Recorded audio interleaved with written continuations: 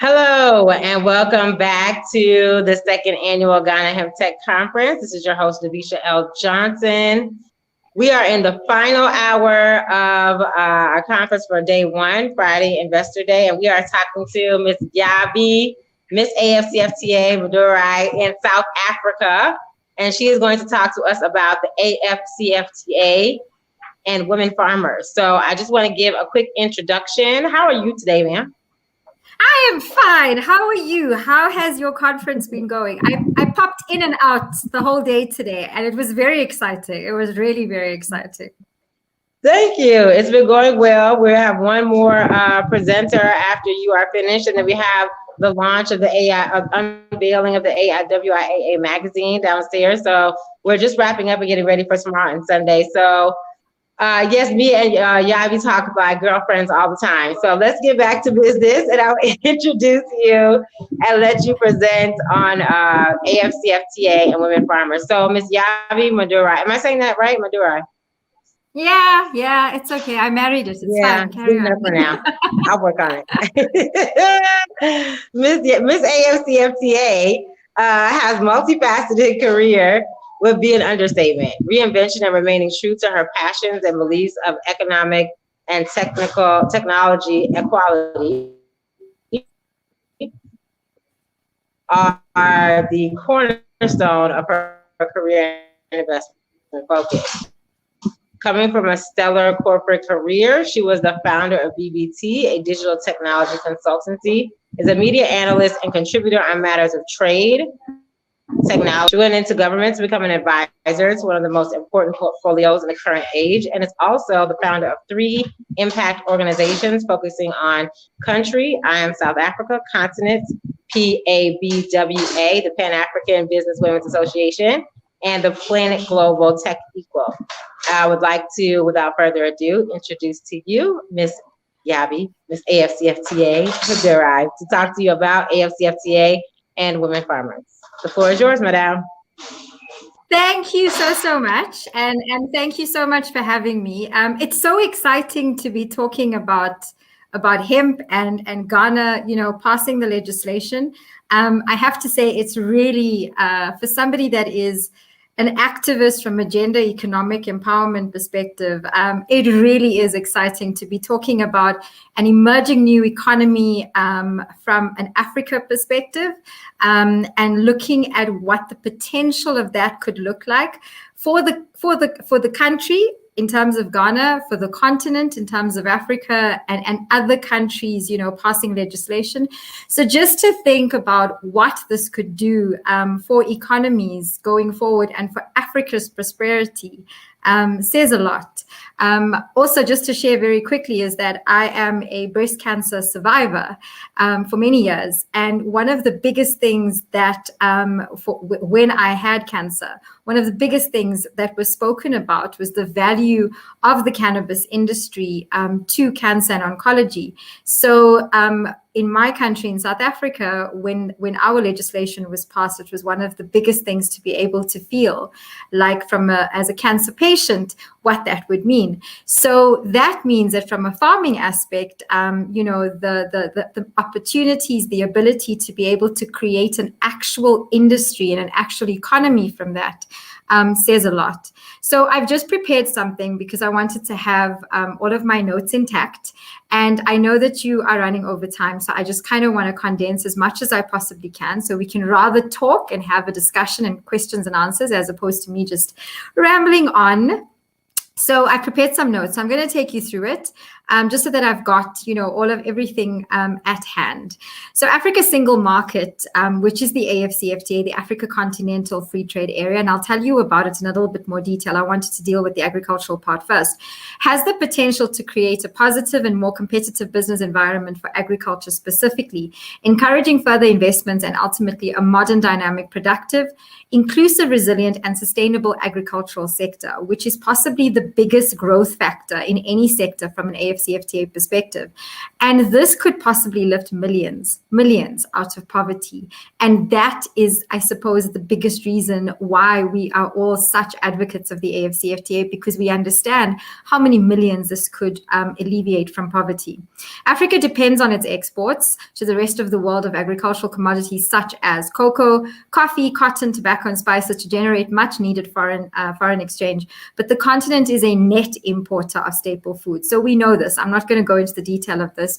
We hand out raw materials. We import ready-made products that have got our raw materials in them. So cocoa will become chocolate, and we will pay a premium price for it. Staple foods such as cereals, vegetable oils, dairy products, and meat, even meat. And yet we have the land in Africa to feed the whole world. And we export raw materials. We import finalized products. Intra-African agricultural trade as a percentage. So I'm just going to throw some numbers at you. Of total African agricultural trade consistently remains below 20%. Below 20%, one of the lowest for any region in the world. Total trade between African countries, so that's just between intra-Africa, was just 2% during 2015 to 2017, compared to 67% for interregional trade amongst European countries, and that includes the UK at the time. Obviously, Brexit will impact, but not that much. 61% for Asia and 47% for the Americas, according to the UN's trade organization, UNCTAD.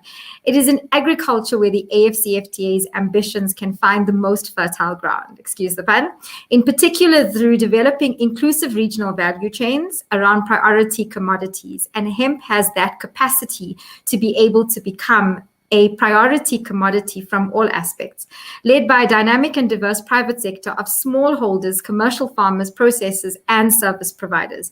Many of the continent's regional economic communities, so especially the bigger regions or the bigger countries, have already identified strategic commodities for further development into regional value chains. So let me just take you through that very quickly.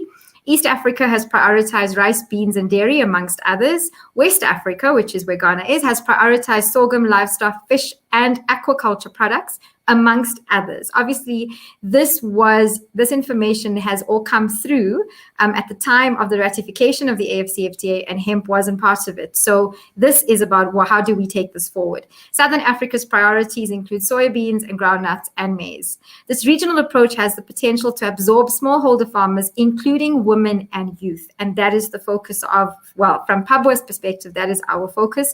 And micro, small, and medium-sized enterprises, and connect them to a larger private sector, which dominates input and output markets. Increase integration of stakeholders along agricultural value chain. So that value chain becomes very important. Your first speaker this morning, the speaker that has got the operations out of Lesotho and in America, spoke about being able to have that full value chain from farmers to processors, transporters to retailers.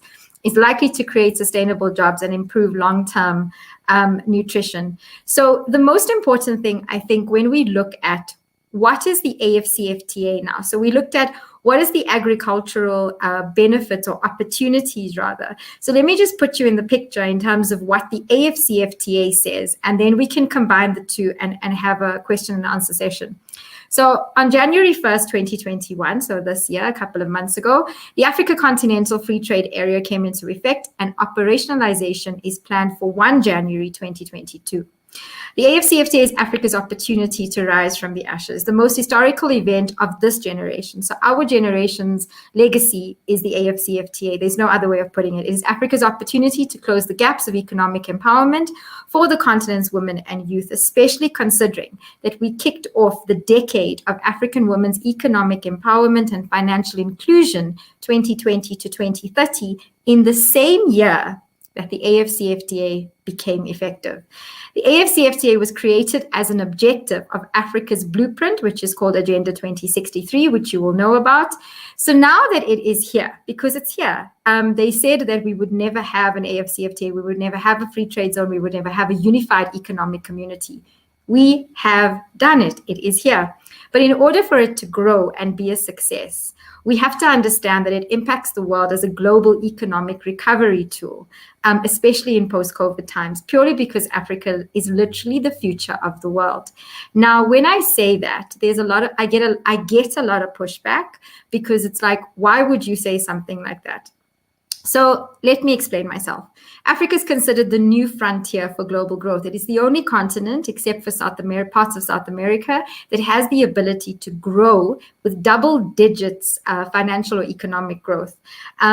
Most of Africa, even after COVID, actually in some cases, more so after COVID because they have gone so far backwards, have high double-digit economic growth rates potentially planned, because they're either coming off a low base or a zero base of economic growth. Now, why do I tell you this? 5 of the world's fastest growing countries of the world are African. 60% are under the age of 25. They are the future of the world. And why would I say that again? Because I keep on saying it. By 2030, 25% of the global workforce will be from this continent. Those 60% that is under the age of 25, that is who is going to start to fulfill global roles in terms of being able to fulfill the workforce, because we are not an aging nation, but there are aged nations already that do not have the capacity to fill those. So people have to partner with Africa, invest with Africa, and find a way to be able to ensure that Africa grows. Because if Africa doesn't grow, the world is not going to grow. Africa's biggest challenges. But it's also opportunity so it's got challenges, too many to mention. But these are opportunities, because therein lies the ability to partner. Therein lies the ability to find ways and means of being able to enter Africa. So it's an opportunity. So let's look at it. It's infrastructure, obviously. Immediately, that's the first thing that anyone would say, especially technological infrastructure in terms of being able to look at things like digital farming and being able to optimize yields and those kind of things. Then it is the people ourselves. So I want us to take a little bit of a caveat and a little bit of a detour to talk about the people ourselves, because we tend to speak about the market and we tend to speak about, trade and investment and all of those kind of things that sit above the human beings that actually need to be traded with. So in my books, I come from the corporate sector, I come from banking and finance and corporate banking specifically. And for many years, I have said there's no such thing as B2B. Because behind every building, if you're talking about buildings to buildings, then it's fine. But behind those buildings and behind those titles, there are people. And so it's always H to H. It's always human to human. But the people ourselves, from an Africa perspective, and our ability to understand ourselves as consumers and producers and part of the value chains that I spoke about earlier. We need to understand things like how does intra-Africa trade open up those opportunities for us and our businesses and our people and creating jobs. We don't understand global standards as well as we should. So we don't understand the kind of quality necessarily that needs to come out of a global standard farming outcome result. So whether that looks a certain way, whether it needs to be produced a certain way, whether it needs to have certain kind of aspects to it, not just from a legalities perspective, but branding and packaging. And just rules of origin are massive when it comes to things under the AFCFTA. So we need to exist at a very high standard if we want to be able to create outputs that are going to be compliant with the AFCFTA in terms of intra-Africa trade as well as global trade markets. The AFCFTA boasts a domestic market of more than 1.3 billion people. As we know, there are 1.3 billion people in Africa. So we need to figure out how do we get to those 60 some odd percent that the EU, the intra-Asia and intra-Americas have that they currently do, and we are sitting anywhere between 2% and 18%. The goal, according to the Afreximbank and the AFCFTA Secretariat, the SG himself said this morning in a press briefing, we need to get to double our current intra-Africa trade by the year 2035. So we've got possibly, let's say 10 years or so, because by the time this actually starts to operationalize, it'll probably be another 2 to 3 years. So we've got 10 years after that to double. And there's so much more that goes into it than just saying, oh, well, we'll start selling to each other. To create a truly continental market, so this is where I come in, countries will have to adopt simplified rules of origin, which is majorly viewed as a passport for free movement of goods and people, to eliminate NTBs, such as quotas and product standards, with tariffs almost completely eradicated, to promote intra-Africa trade.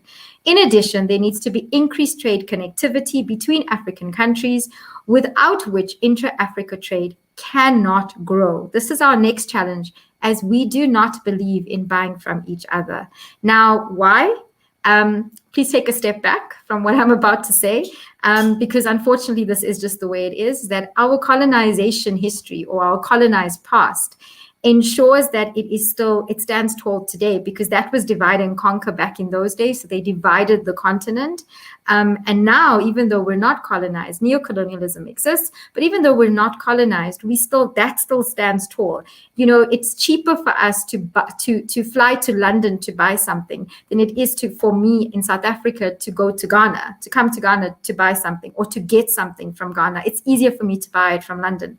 And that says a lot in terms of the way it was divided and conquered. And now we have to find our way back in order to be able to create that unity. That cross-border trade shouldn't be as difficult as it is. Whether we like each other or not, because that's the other thing, is that we've got to find a way to unity.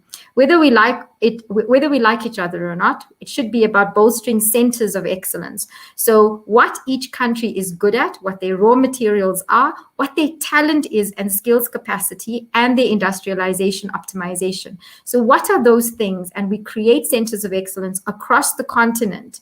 If it's cocoa, how do we ensure a full value chain of cocoa from beginning to end? When you look at hemp, what are the things that we can look at from a value chain, a full value chain perspective, create Ghana as a center of excellence for that hemp, and to be able to produce finalized goods for both intra-Africa and global trade markets.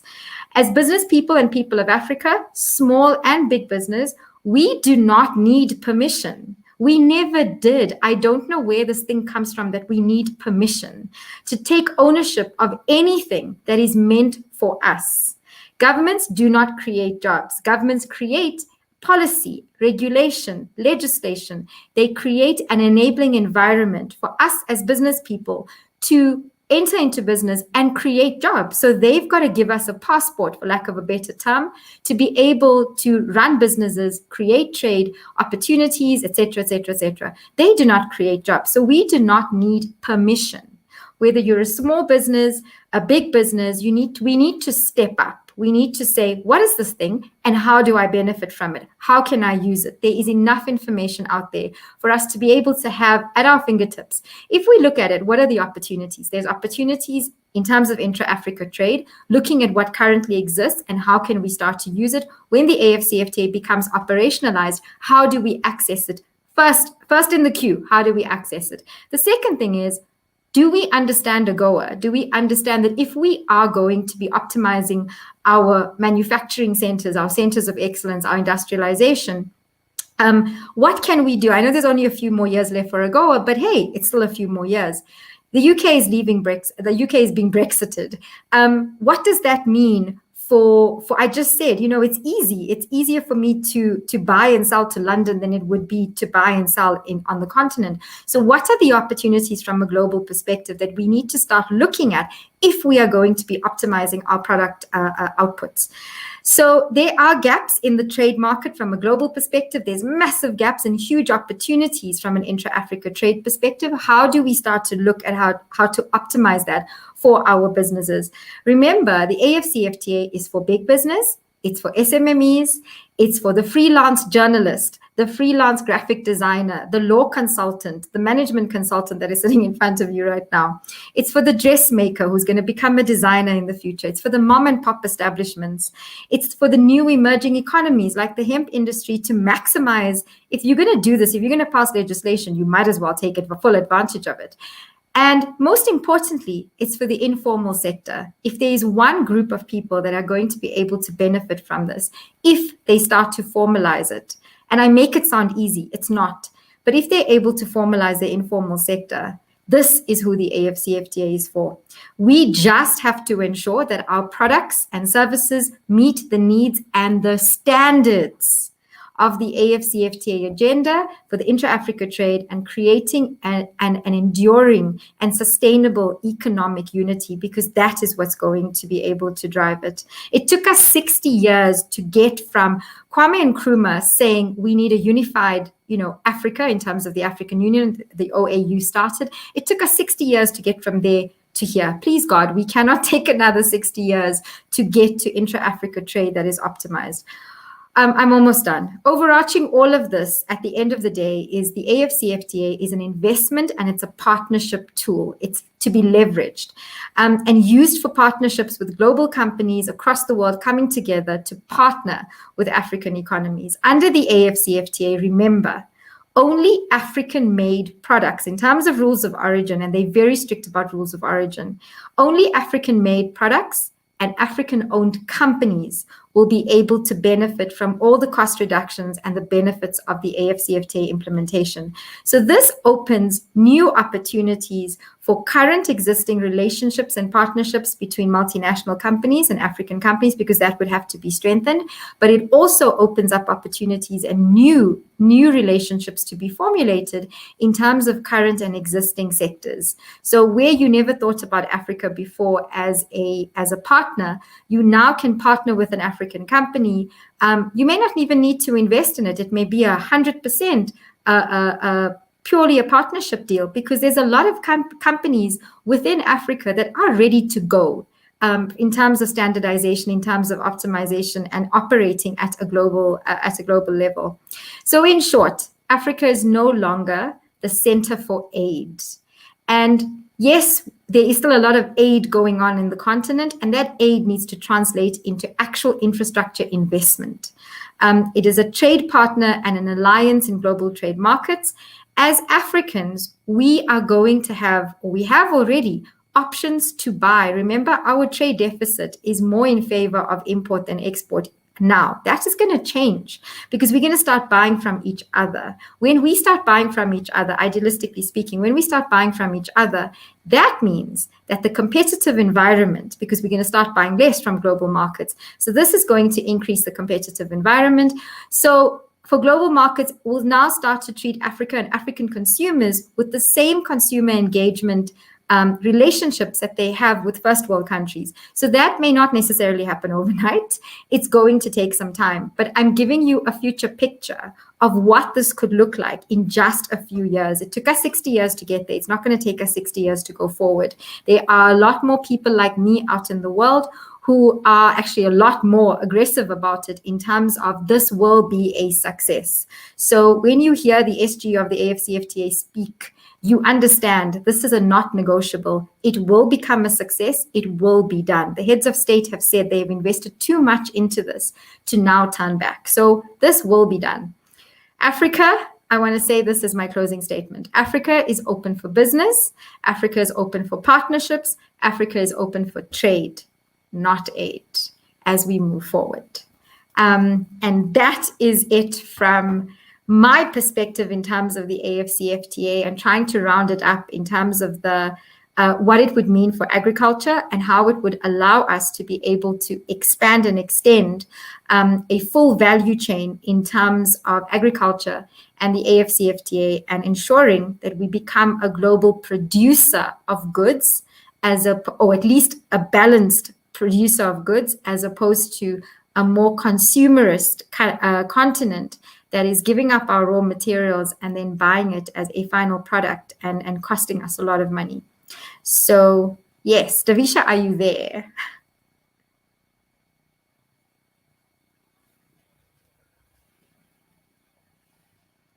Let's check if she's there. I suppose I could take questions if I could see you. I'm not sure I can see anything. So let's see if I can just let her know.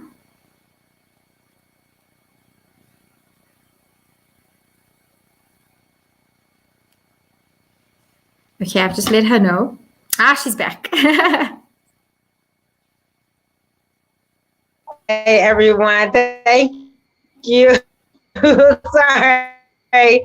We're having connectivity issues here. Can you hear me? I can. It's all perfect.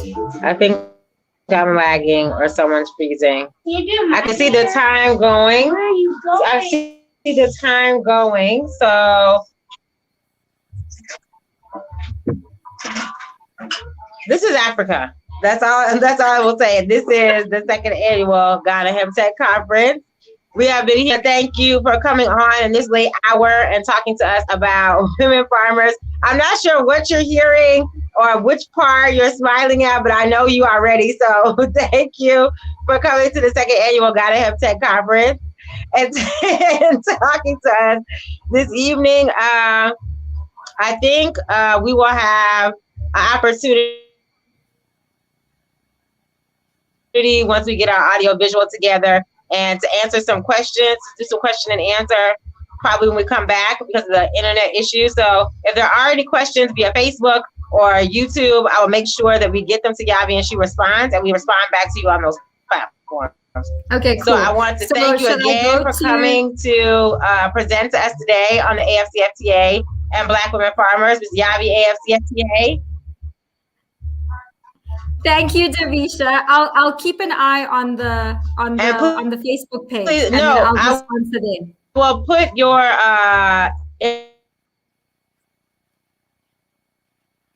information at the lower thirds and the bottom, and it will run the rest of today, tomorrow, and Sunday. So if you want to contact her about the AFCFTA or Women Farmers, please come and see us tomorrow or Sunday at the second annual